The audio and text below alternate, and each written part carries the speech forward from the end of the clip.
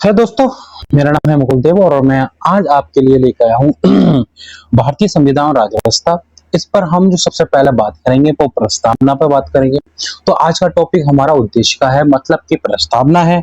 तो आज हम लोग पढ़ेंगे प्रस्तावना के कुछ क्वेश्चन, ऐसे क्वेश्चन जो हमारे आने वाले विगत वर्षों में जो हुए थे, कुछ एग्जाम हुए हैं, उन्हीं के मैंने कुछ क्वेश्चन को उठाया है और उन क्वेश्चन की मैंने एक्सप्लेनेशन दी है। और ये क्वेश्चन ऐसे क्वेश्चन है जो 100% आते ही हैं। मैंने कोई भी क्वेश्चन ऐसा क्वेश्चन नहीं लिया है जो क्वेश्चन आपको एग्जाम हॉल में या एग्जाम पेपर में देखना ना मिले। आपको उसमें से एक क्वेश्चन जरूर मिलेगा। तो मेरा टॉपिक, पहला टॉपिक मेरा उद्देशिका से है। ठीक है, तो मैं अपनी क्लास स्टार्ट कर रहा हूं। तो मेरा पहला क्वेश्चन है, निम्नलिखित में से कौन भारत को एक धर्मनिरपेक्ष राज्य के रूप में वर्णित करता है? तो मेरा क्वेश्चन यह है कि जो हमारा भारत को एक धर्मनिरपेक्ष है, मतलब कि कोई भी जो धर्म एक धर्म का देश ना है, उसको मानने के लिए धर्मनिरपेक्ष राज्य के रूप में वर्णित करता हो, तो कौन होता है? तो जो भारत की संविधान की प्रस्तावना है, भारत को एक धर्मनिरपेक्ष राज्य के रूप में वर्णित करता है। कौन करता है? प्रस्तावना। क्योंकि हमारी प्रस्तावना में ही हमारा जो उद्देश्य है वो हमारा उद्देश्य बता दिया है। और हमारे ये प्रस्तावना ये बताया है कि हमारा देश एक धर्म का देश नहीं, धर्मनिरपेक्ष देश है। प्रस्तावना में पंथ निरपेक्ष शब्द 42वें संविधान संशोधन द्वारा 1976 में जोड़ा गया। कौन से सन में? 42वें संविधान संशोधन द्वारा जोड़ा गया। डेट थी 1976। ठीक है, तो हमारा ये बताने का धर्मनिरपेक्ष मतलब कि पंथ निरपेक्ष, कोई एक धर्म को ना मानने वाला हमारा जो देश है। हमारे देश में विभिन्न धर्मों को मानने वाला देश है। हमारे देश में हिंदू भी है, मुस्लिम भी है, सिख भी है और जैन भी है, बौद्ध भी है। तो हमारा जो देश हुआ, क्या हुआ? धर्मनिरपेक्ष। ठीक है, पंथ निरपेक्ष। नेक्स्ट क्वेश्चन की ओर बढ़ते हैं। तो हमारा जो दूसरा क्वेश्चन है वो है, हमारा भारतीय संविधान की प्रस्तावना में कौन सा यह दर्शाता है कि भारत किसी भी बाहरी नियंत्रण से मुक्त है? कहने का मतलब क्या है इस क्वेश्चन का?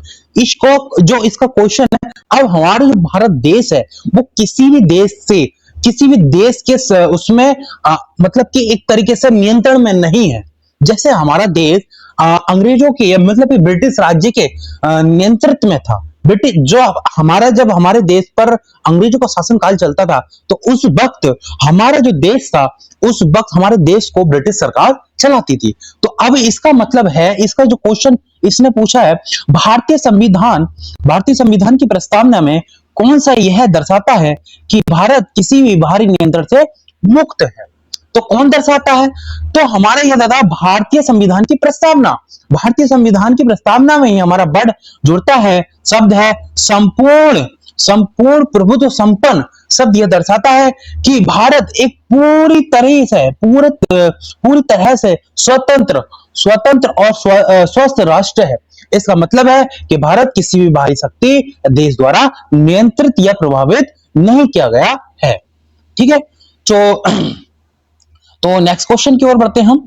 तो हमारा जो थर्ड क्वेश्चन यह है कि प्रस्तावना राष्ट्र की एकता और अखंडता शब्दों का जो हमारा इनमें एक क्वेश्चन है, राष्ट्र की एकता, अखंडता, इन शब्दों का उद्देश्य क्या है? मौलिक सिद्धांतों को क्या बढ़ावा देता है? तो जो हमारा इसने जो शब्द पूछे, राष्ट्रीय एकता और अखंडता, इसका मतलब है प्रस्तावना में राष्ट्रीय एकता और अखंडता शब्दों का उद्देश्य हमारा है बंधुता मतलब कि भाईचारा। ठीक है, क्या है हमारा? भाईचारा। तो इसका मतलब क्या? राष्ट्रीय एकता अखंडता का बंधुता। और इसका मतलब क्या? आसान भाषा में भाईचारा की भावना प्रस्तावना के अनुसार बंधुत्व में दो बातें दी गई हैं। भाईचारा जो होगा, बंधुत्व जो होगा, वो दो हैं। पहला हमारा ये होगा कि एक जो देश के व्यक्ति हैं, जो देश के नागरिक हैं, वो एक दूसरे के साथ सम्मान व्यवहार करेंगे, एक दूसरे को सम्मान देंगे, एक व्यक्ति दूसरे व्यक्ति का सम्मान करेगा। और दूसरा ये होगा देश की एकता, मतलब कि जो हमारा देश है इसके लिए हमारे अंदर ये होना चाहिए, हम देश के लिए मर सकते हैं, मिट सकते हैं, हमारे हमारे लिए देश का सबसे सर्वोपरि है। ठीक है, तो हमारा ये दूसरा ये रहा, और पहला व्यक्ति का सम्मान, दूसरा देश की एकता और अखंडता। तो हम चौथे क्वेश्चन की ओर बढ़ते हैं। हमारा चौथा क्वेश्चन ये है कि प्रस्तावना को संविधान की राजनीतिक कुंडली के रूप में किसने वर्णित किया था? क्या बोला इसने? इसने बोला कि राजनीतिक कुंडली के रूप में किसने वर्णित किया था? तो उसका नाम था हमारा पंडित जवाहरलाल नेहरू। ठीक है, तो पंडित जवाहरलाल नेहरू ने क्या तक कहा था? भारतीय संविधान के परिचय और भूमिका को कहते हैं। भारतीय संविधान की प्रस्तावना पंडित नेहरू द्वारा पेश किए गए उद्देश्य प्रस्ताव पर आधारित है। के यहां पर के एम मुंशी हुआ, के एम मुंशी। ठीक है, के एम मुंशी, तो यहां पर के एम है हमारा। ठीक, के एम मुंशी ने प्रस्तावना को संविधान की राजनीतिक कुंडली के रूप में वर्णित किया था। किसने? के एम मुंशी ने। के एम मुंशी ने प्रस्तावना को संविधान की राजनीतिक कुंडली के रूप में वर्णित किया था। ठीक है, और अब ये जो हमारी प्रस्तावना है उसका मतलब क्या था? इसका मतलब ये था, प्रस्तावना संविधान के परिचय और भूमिका को कहते हैं। जो अब मान लो हमारे पास एक किताब है, उसमें हमारा जो पहला जो हमारी संविधान की किताब है उसमें सबसे पहले क्या हमारा उद्देश्य है। कोई भी आप काम करते हैं तो उसका क्या मोटिव है, क्या उद्देश्य है, वो बताता है। तो हमारा संविधान की प्रस्तावना जो उद्देश्य का है वो हमारा यही बताता है कि हमारा इस संविधान का मोटिव क्या, उद्देश्य क्या है, किस प्रकार से देश को चलाएगा। तो हमारा सबसे पहले उसका परिचय और भूमिका है हमारे प्रस्तावना में। ठीक है, तो दोस्तों अगर ये क्वेश्चन आपने ये कर लिए मेरे साथ ना, तो इस क्वेश्चन से आपको एग्जाम हॉल में कोई भी एक क्वेश्चन रहेगा नहीं, क्योंकि मैं 100% सारे के सारे क्वेश्चन लेकर आऊंगा। जो क्वेश्चन आज तक विगत वर्षों में पूछे गए हैं वो ही क्वेश्चन उठा रहा हूं, वही क्वेश्चन कराऊंगा। ये मैं गारंटी के साथ कह रहा हूं, 100% गारंटी के साथ कह रहा हूं। ठीक है, तो दोस्तों आगे बढ़ते हैं। तो हमारा नेक्स्ट क्वेश्चन है, प्रस्तावना के अनुसार भारतीय संविधान अपना अधिकार किसे प्राप्त है? मतलब किससे प्राप्त करता है ये बता। भारतीय संविधान के अनुसार भारतीय संविधान अपना अधिकार किससे प्राप्त करता है? तो किससे प्राप्त करता है? तो देखो, जो भारतीय संविधान है, तो भारतीय प्रस्तावना हमारी एक दे दी, तो जो भारतीय संविधान का एक अधिकार है उसको देश में लागू करना है। किसी पे अपना एक संविधान को लागू करना है, किसी व्यक्ति पर, किसी राज्य पर, किसी भूमि पर, तो उसका क्या अधिकार, कौन सा अधिकार है भारतीय संविधान का? तो भारतीय संविधान का अधिकार है, प्रस्तावना के अनुसार भारतीय संविधान अपना अधिकार भारतीय राज्य जनता से प्राप्त करती है, जिसे प्रस्तावना हम भारत के लोक के रूप में देखा जाता है। अब हम कोई भी व्यक्ति, हम अपने देश में कोई किसी व्यक्ति को एक प्रतिनिधि के रूप में चुनेंगे, तो हमारा जो अधिकार है वो हमारा भारतीय जनता का अधिकार है, प्रस्तावना के अनुसार है ये चीज। ठीक है, तो नेक्स्ट क्वेश्चन के बढ़ते हैं। तो नेक्स्ट क्वेश्चन हमारा है, किस अंग्रेजी राजनीति वैज्ञानिक ने उद्देशिका को भारतीय संविधान की कुंजी कहा था? किसको कुंजी कहा था? तो उद्देशिका को भारतीय संविधान की कुंजी कहा था। और किसने कहा था? तो हमारे एक अंग्रेजी पॉलिटिशियन थे, उसका नाम था हमारा अर्नेस्ट कर्मी। क्या नाम था उसका? अर्नेस्ट कर्मी। क्या नाम था उसका? अर्नेस्ट कर्मी। तो प्रसिद्ध अंग्रेज राजनीतिक अर्नेस्ट कर्मी ने भारतीय संविधान के उद्देशिका की प्रशंसा करते हुए कहा था कि उद्देशिका में इस पुस्तक के समस्त तर्क संक्षिप्त रूप में समाहित है। मतलब उन्होंने ये कहा था, जो हमारी भारतीय संविधान की प्रस्तावना उद्देशिका देखी थी तो बड़े खुश हुए और प्रसन्न हुए। उन्होंने कहा था कि जो इस संविधान को लागू किया जाएगा, इसमें बड़ा इसका उद्देश्य, उसका मोटिव जो है पूरी तरीके से है इसमें। मतलब किस प्रकार से हमारा एक संविधान कैसे काम करेगा और किन लोगों पर काम करेगा, क्या एक तरीके से लोगों के बीच बनाए रखेगा, नियम कायम बनाए रखेगा। तो प्रस्तावना ही हमारा सब कुछ कह देती है।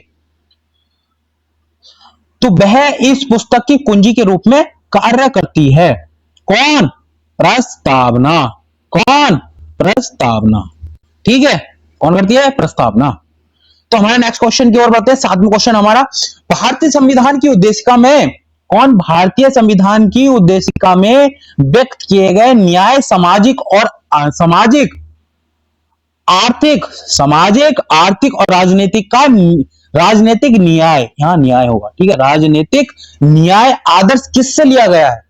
तो मान लो ये इन शब्दों का मतलब क्या? इन शब्दों का मतलब है सामाजिक, आर्थिक और राजनीतिक। इन शब्दों का मतलब क्या है? सामाजिक न्याय, आर्थिक न्याय और राजनीतिक न्याय। मतलब हमारी उद्देशिका में, प्रस्तावना में ये शब्दों का निहित है और इन शब्दों में ये कहा है कि जो हमारे भारत देश के जो नागरिक होंगे उनको तो सामाजिक न्याय मतलब कि समान न्याय दिया जाएगा, समता किया जाएगा, समान अधिकार होगा, उनको उनके साथ कोई भेदभाव नहीं किया जाएगा। आर्थिक न्याय का मतलब यह होता है कोई व्यक्ति कहीं काम कर रहा है और एक पोस्ट पर है, तो दो तीन व्यक्ति काम कर रहे हैं उसकी जगह और सेम पोस्ट पर, मतलब उसका जो तीन चार लोगों का काम है वो एक ही काम है, तो उनका जो वेतन होगा समान होगा, किसी का ज्यादा किसी का कम नहीं होगा। तो आर्थिक आय का भी हमारा न्याय होगा, ठीक है, समान नौकरियां दी जाएंगी, कोई भेदभाव नहीं किया जाएगा। राजनीतिक न्याय किसी के साथ कोई भेदभाव नहीं किया जाएगा, किसी के साथ कोई गलत व्यवहार नहीं किया जाएगा, ये सारी चीजें। और उसका मतलब कि सॉरी, मैंने राजनीतिक न्याय का मतलब ये हो गया कि सबको वोट देने का अधिकार होगा। राजनीतिक न्याय का मतलब क्या होगा? सभी को वोट देने का अधिकार होगा, किसी को वोट देने का अधिकार किसी से छीना नहीं जाएगा, ठीक है। सामाजिक न्याय का मतलब समान सभी को अधिकार दिया जाएगा। तो हमारे इसमें लिखा हुआ उद्देश्य में भारतीय संविधान के उद्देश्य में व्यक्त किया गया सामाजिक और आर्थिक और राजनीतिक आदर्श किससे लिए? अब ये जो तीनों वर्ड है, सामाजिक न्याय, आर्थिक न्याय, राजनीतिक न्याय, तो ये किससे है? वो लिया है हमारे सोवियत संघ। सोवियत संघ का मतलब क्या होता है? रूस। क्या होता है? रूस, रसिया, ठीक है, रूस। तो रूस से लिया गया है और मौलिक कर्तव्य भी रूस से लिया गया है। तो जो मौलिक कर्तव्य है, तो मौलिक कर्तव्य किससे लिए? रूस से लिए गए हैं। तो सामाजिक न्याय, आर्थिक न्याय, राजनीतिक न्याय किससे लिए गए हैं? रूस से लिए गए हैं। अब हमारे यह फ्रांसियर गणनात्मक और प्रस्तावना में स्वतंत्रात्मक, यहां पर गणनात्मक होगा, ये गलत टाइपिंग हो रखा है। गणनात्मक और प्रस्तावना में स्वतंत्रता, समानता और बंधुता के आदर्श का सिद्धांत लिया गया है।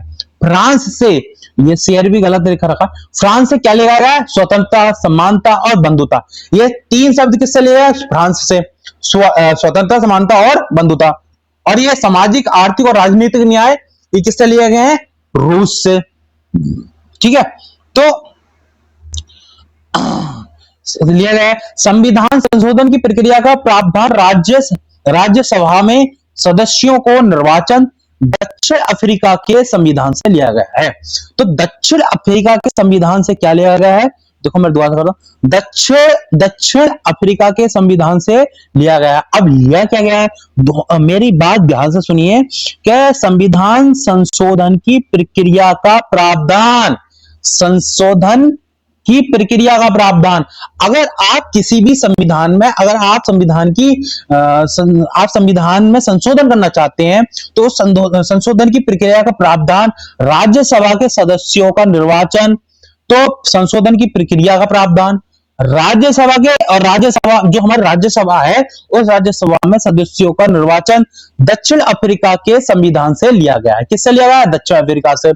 सामाजिक न्याय, आर्थिक न्याय, राजनीतिक न्याय किससे लिए गए? रूस से। फ्रांस से क्या लिया गया है? गणनात्मक समानता और बंधुता लिए गए हैं। और संविधान संशोधन की प्रक्रिया का प्रावधान किससे लिया गया है? और राज्यसभा में सदस्यों का निर्वाचन दक्षिण अफ्रीका के संविधान से लिया गया है। अब हमारा जो अब नेक्स्ट है, अब हम इसमें हमारे जो ये पूरी की पूरी जो हमारी जो ये दे रखी है ना एक्सप्लेनेशन, इसी में हमारे तीन चार क्वेश्चन है, ठीक है।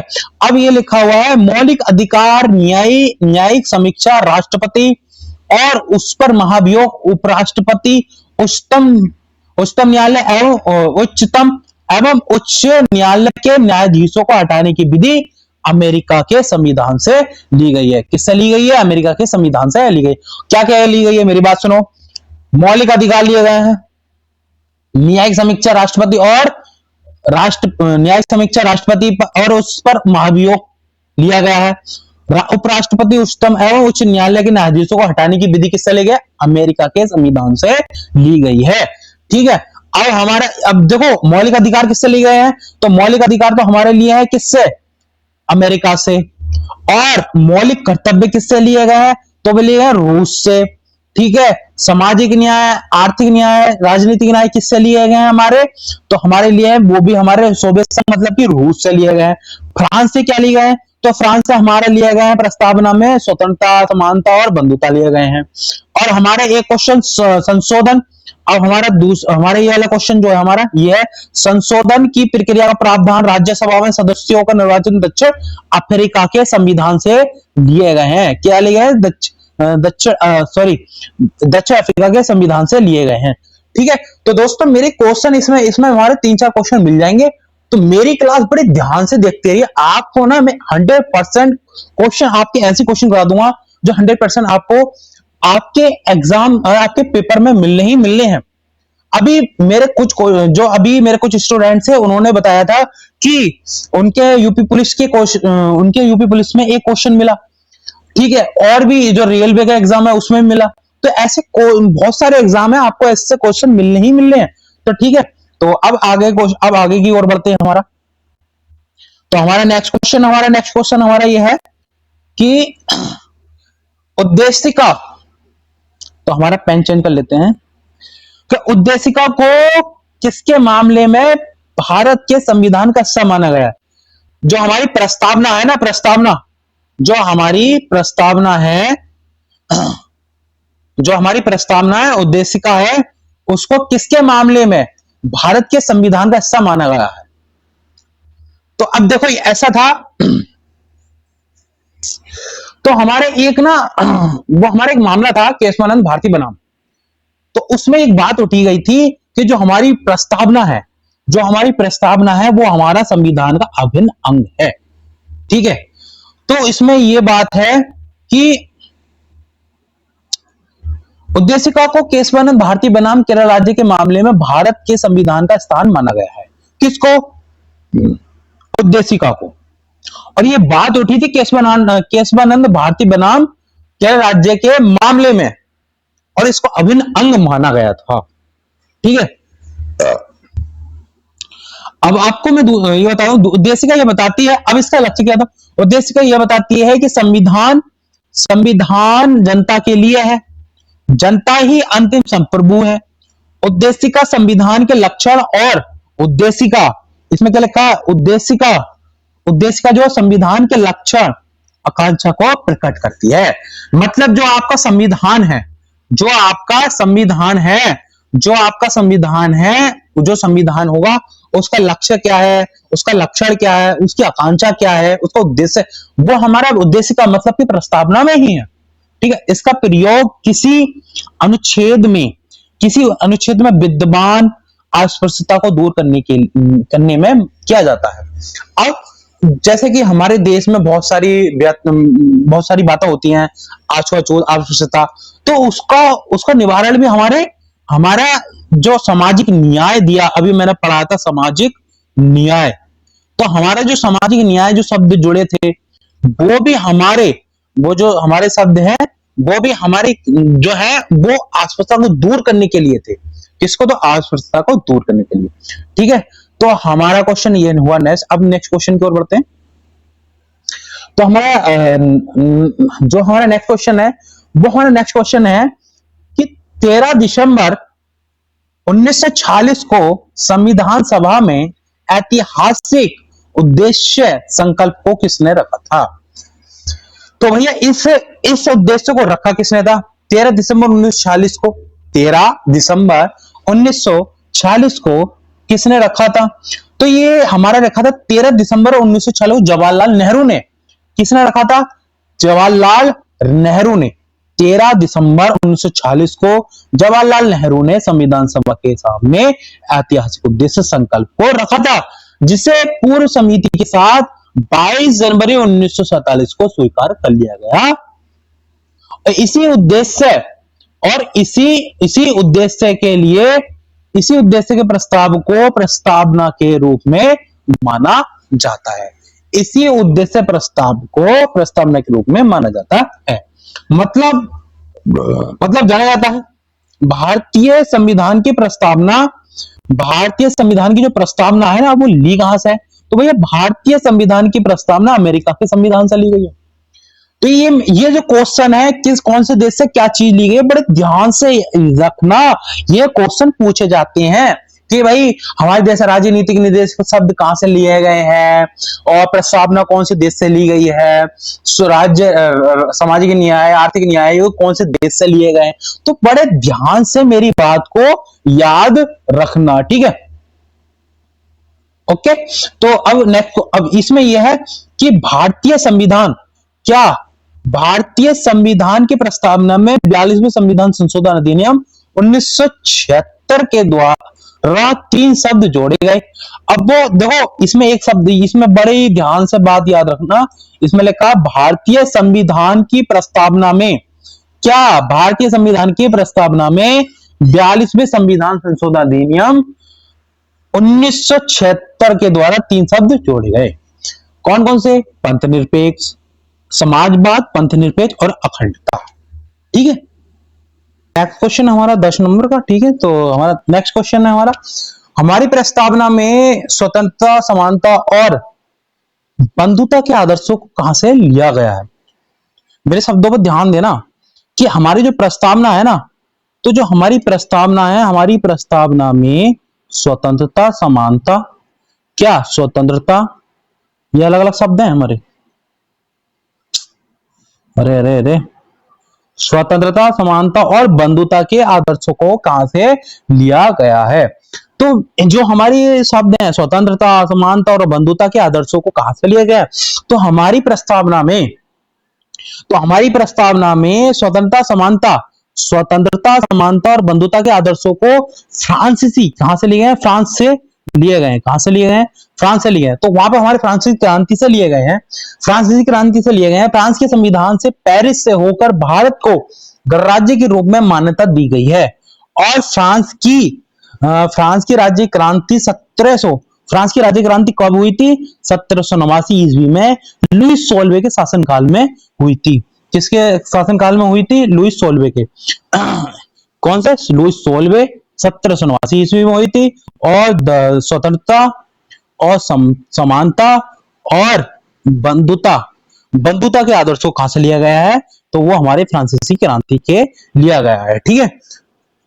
समझ में आ गई मेरे दोस्तों? ठीक है, अब हम नेक्स्ट क्वेश्चन की ओर बढ़ते हैं। तो हमारा नेक्स्ट क्वेश्चन है हमारा,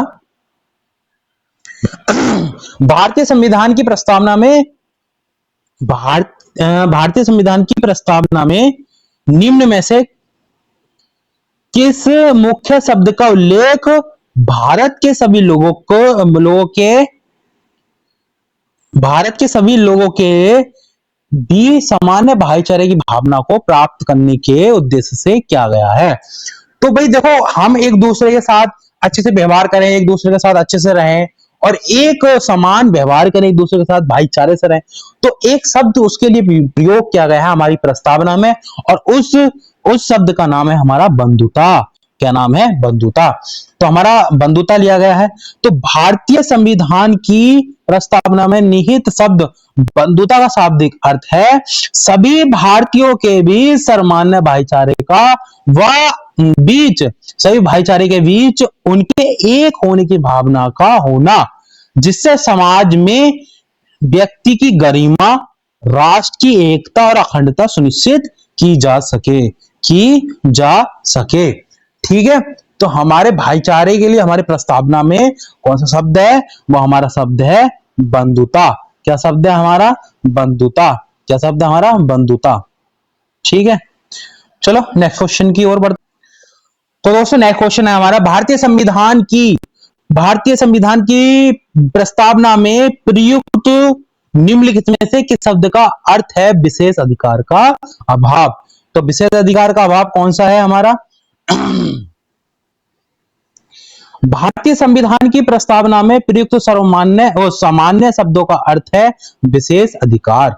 जो हमारे शब्द हमारे प्रस्तावना में प्रयुक्त सामान्य शब्दों का अर्थ होता है विशेष अधिकार। मतलब कि बहुत सारे हमारे अभी शब्द हमने पढ़े हैं, सामाजिक न्याय पढ़ा है हमने, हमारे आर्थिक न्याय पढ़ा है, राजनीतिक जो हमने पढ़े हैं शब्द, वो जो इन शब्दों के सामान्य जो शब्द हमने उनके जो उनका जो अर्थों का जो शब्दों का अर्थ है वो क्या है हमारा?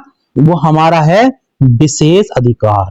क्या है वो? विशेष अधिकार का अभाव भारतीय संविधान की प्रस्तावना के पीछे के आदर्शों के, जो हमारे प्रस्तावना की जो पीछे के आदर्श हैं, उसके जवाहरलाल नेहरू के उद्देश्य प्रस्ताव द्वारा निर्धारित किया गया है।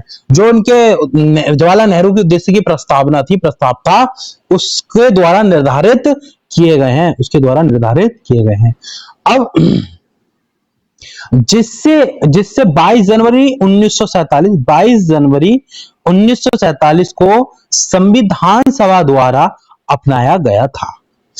भारतीय संविधान की प्रस्तावना की भाषा और शैली ऑस्ट्रेलिया के संविधान से तथा प्रस्तावना अमेरिका के संविधान से लिया गया है। ठीक है, तो नेक्स्ट क्वेश्चन की ओर बढ़ते हैं। नेक्स्ट क्वेश्चन की ओर बढ़ते हैं हम। नवंबर 1949 को गृहीत मूल भारतीय संविधान की प्रस्तावना में निहित निम्नलिखित में से किस शब्द का उल्लेख नहीं है? ठीक है, मेरे शब्द पे ध्यान देना, उल्लेख नहीं पूछा है इसने, और किस शब्द का उल्लेख नहीं है भारतीय संविधान में? 26 नवंबर 1949 को गृहीत मूल भारतीय संविधान की प्रस्तावना में निम्नलिखित में से किस शब्द का उल्लेख नहीं है?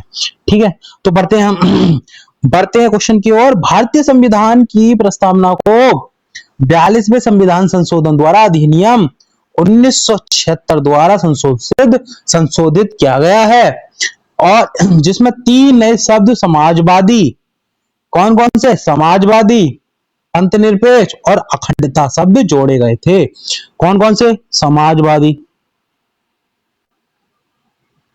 और दूसरा हमारा पंथनिरपेक्ष, जिसको हम बोलते हैं धर्मनिरपेक्ष। ठीक है, धर्मनिरपेक्ष, और तीसरा है हमारा अखंडता। क्या है हमारा? अखंडता। ये हमारे दे रखे हैं, पंथनिरपेक्ष, अखंडता और समाजवादी। ठीक है,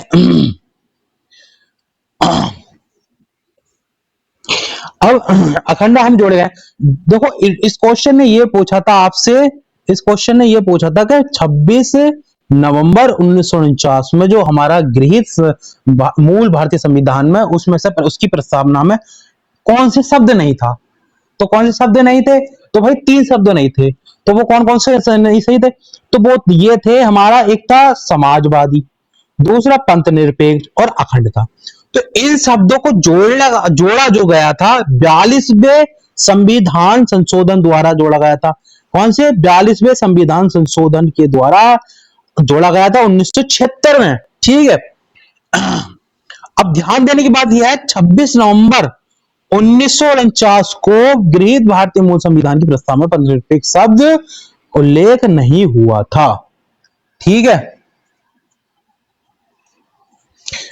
तो हमारा जो शब्द है वो ये था, पंथनिरपेक्ष शब्द नहीं था। ठीक, अब हमारे नेक्स्ट क्वेश्चन की ओर बढ़ते हैं। तो हमारा नेक्स्ट क्वेश्चन हमारा, भारतीय संविधान के उद्देशिका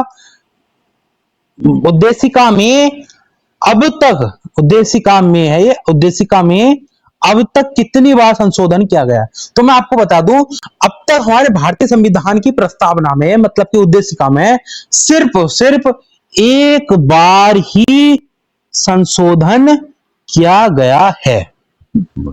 एक बार संशोधन किया गया। ठीक है, इसमें लिखा हुआ है, इसमें भारतीय संविधान के उद्देश्य गांव में केवल एक बार, सॉरी इसमें लिखा है गलत, इसमें गलत ये लिख दिया, बस ये है यहां पे लिखा, भारतीय संविधान के उद्देशिका में केवल एक बार संशोधन किया गया है। आप इतनी बात याद रखें कि केवल एक बार संशोधन किया गया है। किसमें? भारतीय संविधान की प्रस्तावना में केवल एक बार संशोधन किया गया। और उद्देश्य और वो कौन सा किया गया? उद्देशिका 42वें संविधान संशोधन अधिनियम द्वारा 1976 में 3 शब्द समाजवादी, पंथनिरपेक्ष और खट्टा कर दिया, इसमें गलत वर्ड छूट गया। एक तो हमारा जोड़ा गया समाजवादी, पंथनिरपेक्ष और अखंडता, ये शब्द गलत हो गया। यह शब्द हमारा अखंडता, कौन सा शब्द हमारा? अखंडता। ठीक है, ये शब्द गलत हो गया। अखंडता है। यहां पर क्या है हमारा, समाजवादी, तंत्रनिरपेक्ष और अखंडता। ठीक है, तो नेक्स्ट क्वेश्चन की ओर बढ़ते हैं हम। निम्नलिखित में से कौन सी वस्तु पर संकल्प में अभिव्यक्त मौलिक प्रतिबद्धताओं की सूची जिसे हमारे संविधान में स्थान दिया गया है।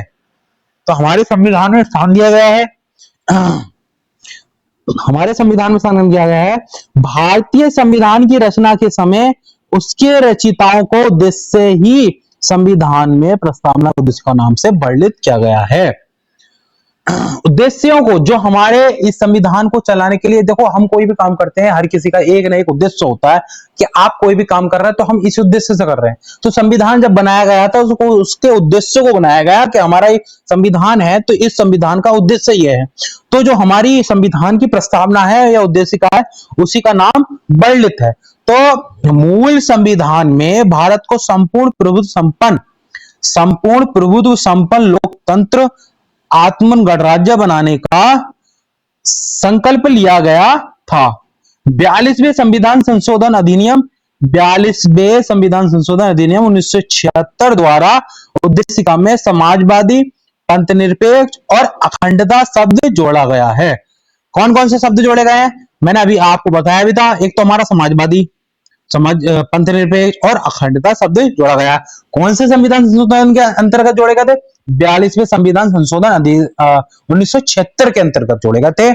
और उद्देशिका में प्रतिष्ठा और मौका की, अवसर की क्षमता प्राप्त करने तथा बंधुता बढ़ाने पर भी बल दिया गया था। यहाँ पर बोल हो गया, गलत हो गई, बल दिया गया था। क्या दिया गया, बल दिया गया था। किसे, प्रतिष्ठा को, क्षमताओं को प्राप्त करने की और बंधुता को बढ़ाने के लिए, भाईचारा बढ़ाने के लिए बल दिया गया था। ठीक है, नेक्स्ट क्वेश्चन हमारा किस संविधान द्वारा प्रस्तावना में संशोधन किया गया और भारत के विवरण को सार्वभौमिक लोकतांत्रिक गणराज्य में सार्वभौम सामाजिक धर्मनिरपेक्ष लोकतांत्रिक गणराज्य में बदल गया। तो हमारा ये है, हमारा जो हमारा सार्वभौम समाजवादी धर्मनिरपेक्ष लोकतांत्रिक गणराज्य में बदल गया था, तो वो कैसे बदला, क्या था। भारतीय संविधान को मूल रूप से 26 नवंबर 1949 को अंगीकृत, अधिनियमित और आत्मर्पित किया गया था। किसको, भारतीय संविधान को। कौन सी डेट, 26 नवंबर 1949 को अंगीकृत किया गया था। कब किया गया था, 26 नवंबर 1949 को। बड़े ध्यान देना मेरे दोस्तों, 26 नवंबर 1949 को अंगीकृत, अधिनियम और आत्म अर्पित किया गया था। संविधान की प्रस्तावना में पहले सार्वभौमिक लोकतांत्रिक गणराज्य शब्द का प्रयोग किया गया तथा फिर 42वें संविधान संशोधन, कौन से, 42वें संविधान संशोधन अधिनियम 1976 द्वारा इन शब्दों को हटाकर उनके स्थान पर संपूर्ण प्रभुत्व संपन्न समाजवादी, धर्मनिरपेक्ष और गणराज्य, लोकतांत्रिक गणराज्य शब्द का प्रयोग किया गया था। समाजवादी, तंत्रनिरपेक्ष और अखंडता या लोकतांत्रिक गणराज्य के शब्द का प्रयोग किया गया था। इससे पहले क्या था, इसका था हमारा सार्वभौमिक लोकतांत्रिक गणराज्य शब्द का प्रयोग किया गया था। ठीक है, उस शब्द को हमारा हटा दिया गया था। चलो दोस्तों नेक्स्ट क्वेश्चन की ओर बढ़ते हैं। तो हमारा नेक्स्ट क्वेश्चन है, निम्न में से किस संविधान की कुंजी संज्ञा दी गई, क्या संविधान की किसको कुंजी की संज्ञा दी गई है। तो किसको, यहां पर होना चाहिए था किसको होना चाहिए था, यहां पर किसको कुंजी की संज्ञा दी गई है। अब कुंजी का मतलब क्या है, मतलब कि आपने कोई चीज बनाई, उसकी एक कुंजी होगी, उसकी एक मतलब आपने एक रूम बना रहे हैं तो आप उसका एक एंटर गेट तो बनाएंगे। एंटर गेट खोलने के लिए क्या हुआ, एक कुंजी होगी। इसी प्रकार से हमारे संविधान की भी एक कुंजी है। संविधान को कुंजी किसने कहा, तो अब क्या है कुंजी, तो भारतीय संविधान की उद्देशिका या प्रस्तावना को संविधान की कुंजी कहा जाता है। तो मैंने क्या कहा था, आप कोई रूम बना रहे हैं और उस रूम में एंटर करने के लिए क्या बनाएंगे, आप एंटर गेट बनाएंगे और उस एंटर गेट खोलने के लिए क्या होगा, आपके पास एक कुंजी होगी। आपने उस कुंजी को खोलने का, आप वो कुंजी जो होगी वो सर्वसंपन्न होगी। तो क्या है, वो भारतीय संविधान की कुंजी। तो भारतीय संविधान की कुंजी किसको कहा है? तो हमारी प्रस्तावना को भारतीय संविधान की कुंजी कहा है। अब दूसरा क्वेश्चन, सर्वोच्च न्यायालय ने 1973 में, सर्वोच्च न्यायालय ने 1973 में केशवानंद भारती बनाम, यहां पर बगला दो, केशवानंद भारती बनाम में प्रस्तावना को भारतीय संविधान का अभिन्न अंग माना है। अभी मेरे पिछले क्वेश्चन में भी आपको बताया था इस चीज को कि इस जब केशवानंद भारती बनाम जब ये चला था तो क्या हुआ था, उसको भारतीय संविधान का प्रस्तावना को अभिन्न अंग माना गया था। ठीक है, तो नेक्स्ट क्वेश्चन की ओर बढ़ते हैं अब हम। निम्नलिखित में से महिलाओं की सुरक्षा या कल्याण से संबंधित कौन सा अधिनियम पिछले 2 वर्षों में पारित किया गया है? तो भैया एक क्वेश्चन हमारा यह है, निम्नलिखित में से महिलाओं की सुरक्षा या कल्याण से संबंधित कौन सा अधिनियम पिछले 2 वर्षों में पारित किया गया है? महिलाओं की सुरक्षा और कल्याण से संबंधित, तो महिलाओं की सुरक्षा और कल्याण से संबंधित कार्यस्थल पर, मतलब जहां अगर कोई महिला किसी कार्यस्थल पर काम कर रही हो, महिलाओं का लैंगिक उत्पीड़न, मतलब कि उनके साथ भेदभाव हो रहा है, लैंगिक उत्पीड़न हो रहा है, ठीक है, तो अब निवारण प्रतिषेध और प्रतितोष अधिनियम 2012 में पारित किया गया था तथा यह अधिनियम 9 दिसंबर 2013 में लागू हुआ था। ठीक है, नेक्स्ट क्वेश्चन की ओर बढ़ते हैं। देखो लास्ट और आखिरी क्वेश्चन है मेरे दोस्तों, अगर आपने ये पूरी क्लास देखी है आप लोगों को बहुत बहुत धन्यवाद, और आप पूरी क्लास को ध्यान से देखिए और मेरे जितने भी शब्द कहे गए हैं एक एक टॉपिक मैं आपको बड़े मन से और बड़े अच्छे से कराऊंगा, वो ही टॉपिक कराऊंगा, उन्हीं टॉपिक से वो क्वेश्चन उठाऊंगा जो क्वेश्चन पूछे जाते हैं बार बार। ठीक है, निम्न में से इस क्वेश्चन, निम्न में से कौन भारत को एक धर्मनिरपेक्ष राज्य बनाता है? धर्मनिरपेक्ष राज्य बनाता है, तो हमारा कौन बनाता है भाई धर्मनिरपेक्ष राज्य? तो प्रस्तावना बनाती है। पहला क्वेश्चन तो हमने यही कराया था। तो देखो 42वें संविधान संशोधन 1970 द्वारा प्रस्तावना में समाजवादी, पंथ निरपेक्ष और अखंडता शब्दों को जोड़ा गया था, और इसलिए प्रस्तावना भारत को धर्मनिरपेक्ष और पंथ निरपेक्ष राज्य बनाता है। धर्मनिरपेक्ष और पंथ निरपेक्ष दोनों बात एक ही है, ठीक है, और यही बात मैंने बताई थी, धर्मनिरपेक्ष कौन बनाता है? वो प्रस्तावना ही बनाता है। तो 42वें संविधान में क्या जोड़ा गया था? 3 शब्द जोड़े गए थे, समाजवादी, पंथ निरपेक्ष और अखंडता जोड़े गए थे। ठीक है, तो दोस्तों आज के लिए इतना ही। ठीक है, नेक्स्ट क्लास में मिलते हैं, और ये पूरी क्लास बड़े ध्यान से देखिए।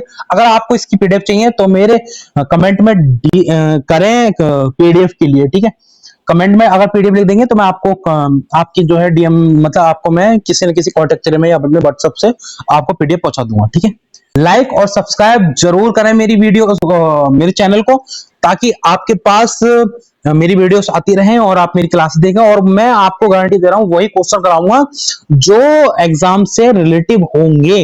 तो मेरे चैनल को सब्सक्राइब करें, मेरे और मेरी वीडियोस को लाइक करें, और प्लीज शेयर करें मेरी वीडियोस को अपने दोस्तों के साथ। मैं पूरा कोर्स, जितने भी कोर्स हैं वो मैं फ्री कराऊंगा। मैं ऑफलाइन पढ़ाता हूं अपनी बच्चों को, लेकिन मैं यूट्यूब पर पहली बार पढ़ा रहा हूं, और सपोर्ट करें मेरी वीडियोस को। Thank you so much.